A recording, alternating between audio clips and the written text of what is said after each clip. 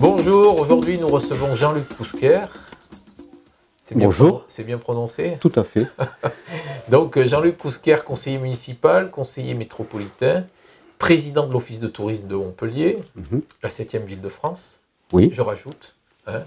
71 ans depuis 4 jours, et donc breton, mi-montpelliérain, mais surtout montpelliérain. Exactement. C'est bien défini comme ça? Tout à fait. Je peux rajouter, vous voulez rajouter quelque chose? Oui, oui, le plus breton des Montpelliérains. Voilà. Donc on va commencer par présenter le numéro 771 de La Glorieuse, avec à la une la TAM et les dessous d'un appel d'offres. Voilà, je vous laisse découvrir le prochain numéro pour en savoir plus. À l'intérieur, donc retour sur tous les vœux 2018, ça part un peu dans tous les sens. On revient sur le rugby, parce que nous, on aime bien le rugby, hein, on aime bien la castagne à Montpellier, il n'y a pas qu'à Toulouse. Et donc, avec un papier sur, voilà, dont le thème est « On ne joue plus à se donner des marrons », on ne joue plus à qui veut gagner des marrons, excusez-moi, on joue à qui veut gagner des millions. Bon, et puis on terminera par quelques autres friandises, petites risées d'agglomération, enfin d'agglomération. Comme dit notre hebdomadaire local, on est un peu vieux jeu pour parler d'agglomération. Risée métropolitaine, on va dire. Ça vous va mieux comme ça? Très bien.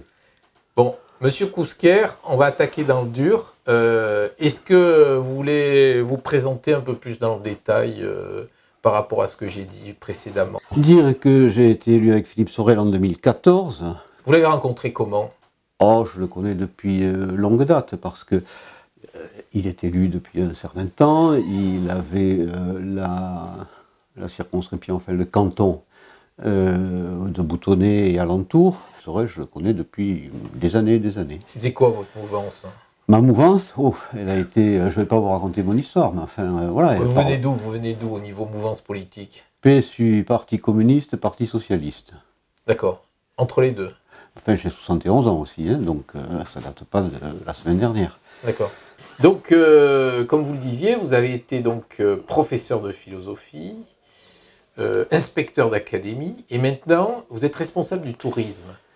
De l'éducation au tourisme, c'est pas tout à fait la même came, comme on dirait. Oui, mais bon, je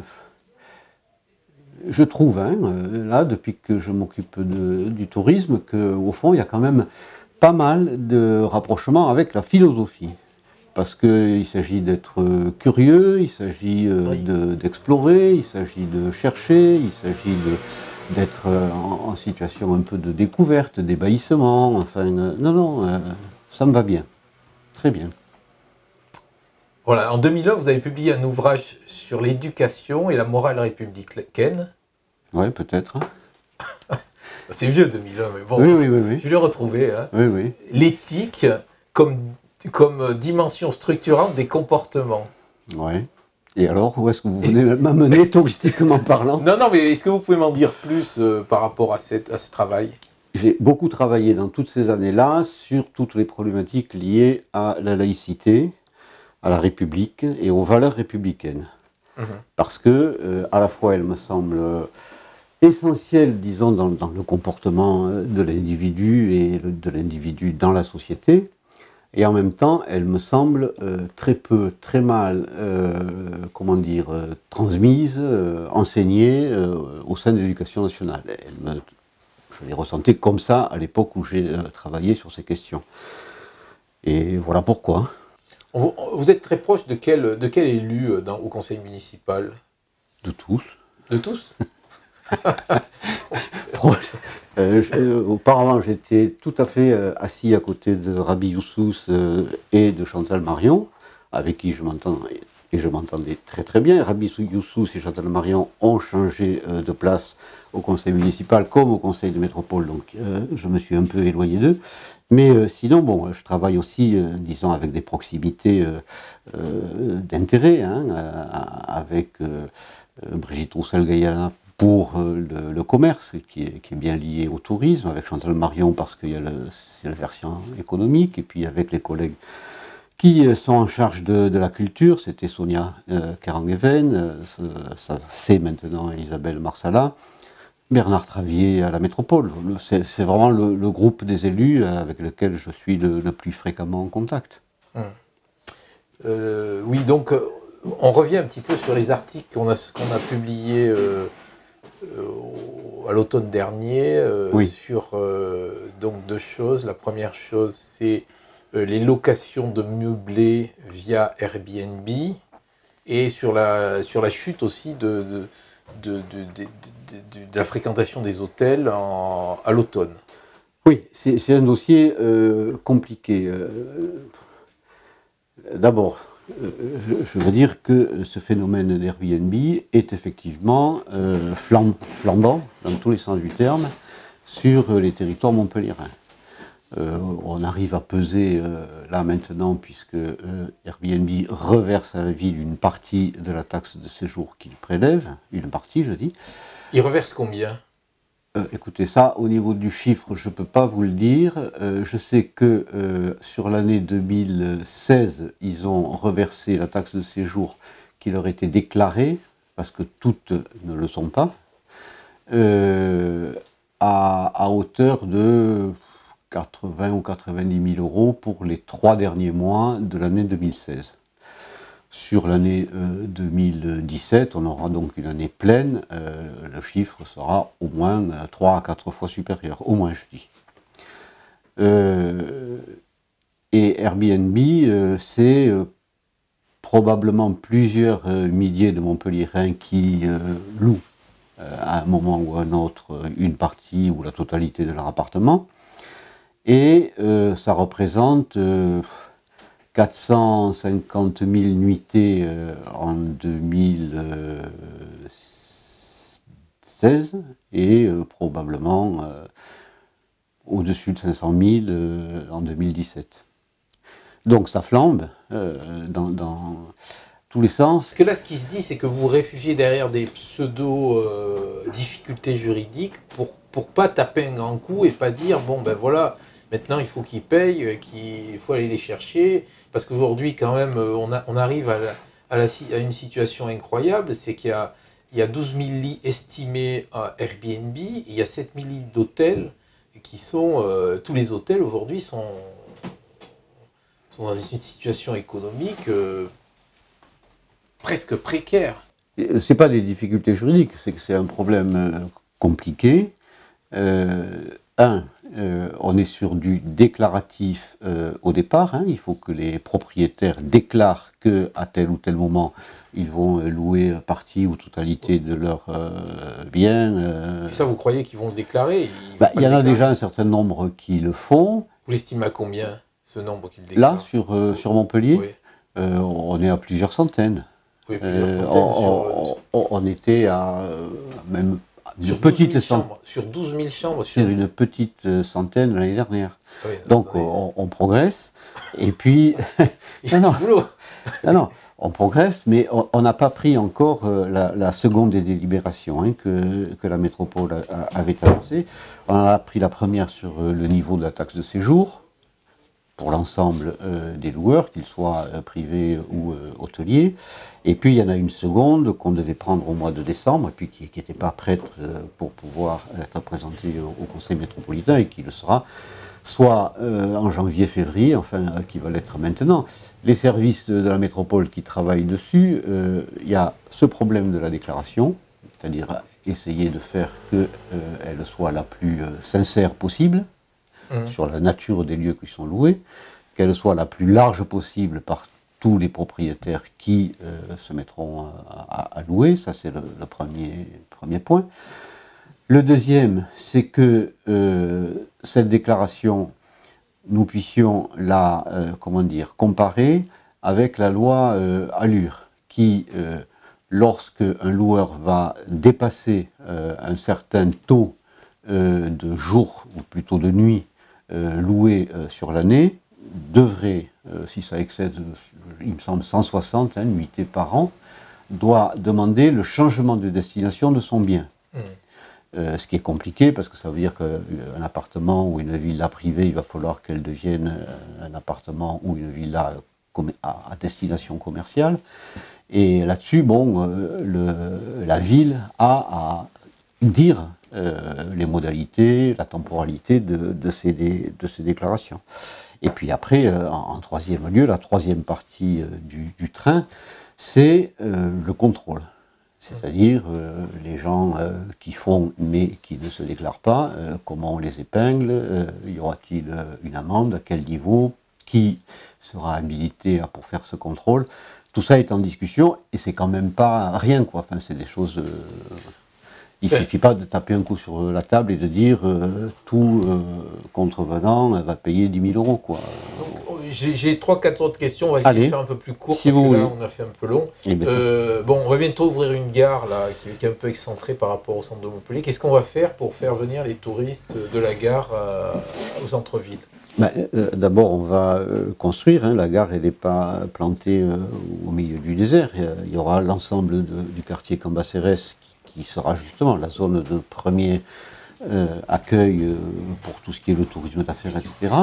Et puis, on va mettre en place l'ensemble des supports de mobilité qui permettront de la connecter avec la ville. C'est clair qu'on ne peut pas avoir une gare qui soit posée là-bas. D'accord. Donc ça va être mis en place oui, au niveau des... bien sûr, bien sûr. Il y a un autre sujet aussi qui revient aussi à Montpellier, vous savez, c'est l'accueil autour de la gare, les marginaux, sur la Comédie aussi. Bon, il y a un petit effort qui a été fait, on va dire, mais c'est vrai que parfois c'est un peu... c'est pas terrible. Au niveau touristique, les gens, ils en parlent. Je ne sais pas si vous avez des retours à l'office de tourisme. Oui, bien sûr. Oui. Et sur ce point-là, est-ce que vous faites quelque chose? Est-ce qu'il y a quelque chose qui est fait? Au niveau de la ville et de la métropole, vous avez toutes les mesures qui sont prises en faveur d'une meilleure sécurité. Ça a été essentiellement les recrutements de 50 policiers municipaux depuis 2014. C'est une meilleure conjonction qui est vraiment souhaitable avec la police nationale sur le cœur de ville. Voilà. Moi, je viens de passer là, devant le commissariat, puisque je passe tous les jours, au moins 3 fois devant l'office du tourisme. Il y a un accueil police nationale qui lui est adjoint. Il faut sonner. Il y a quelqu'un qui répond par, je ne sais pas comment ça s'appelle, le dictaphone ou un truc comme ça. Mais on ne peut plus rentrer. Il n'y a plus d'accueil public à l'intérieur du local de la police nationale. Non, je parle plutôt du score Planchon. Enfin, je parle plutôt oui, non, mais je veux dire, pour le dispositif par lequel la police nationale s'investit sur le cœur de ville, le square Planchon, il est quand même pas loin de la Comédie, je trouve, en le comparant à l'office du tourisme, on a nos locaux qui sont à côté, l'office du tourisme reçoit des plaintes, des mains courantes même, enfin évidemment on ne les prend pas, mais enfin les gens, etc., parce que le local à côté de la police nationale est trop souvent ou fermé, on a une amplitude horaire d'ouverture qui est beaucoup plus grande que lui, et c'est quand même le seul endroit où la police est présente en cœur de ville, donc ça c'est un peu gênant, il faut qu'on le retravaille avec eux, j'imagine qu'ils ont des raisons pour ça, etc. Après, il faut recomposer petit à petit l'axe gare Saint-Roch et puis la Comédie. Le square Planchon, on fait des efforts pour, mais on ne peut pas mettre non plus, même si on les avait, un policier derrière chacun des habitants. Mais c'est vrai que là, il faut qu'on reprenne tout ça. Tout ce fond de quartier sur le sud de Montpellier va être avec les nouvelles à Lessac, avec voilà quoi. Mais il faut du temps. Le comité régional du tourisme, là, ah oui, ça c'est. Vous donnez une place pour 2 villes à partager entre Montpellier et Toulouse pour siéger à ce comité régional au tourisme. Et donc, bon, il y a eu un petit buzz autour de ça en septembre dernier. Ça en est où? Ça en est que le président de la métropole a failli tomber à la renverse quand l'information lui a été donnée que Montpellier et Toulouse seraient représentés par un seul siège. Et donc il fallait choisir entre Toulouse et Montpellier qui occuperait le siège, ce qui était une invitation directe à se mettre sur la figure, entre Toulouse et Montpellier pour se disputer le siège au comité régional du tourisme. C'est une peau de banane de Carole Delga?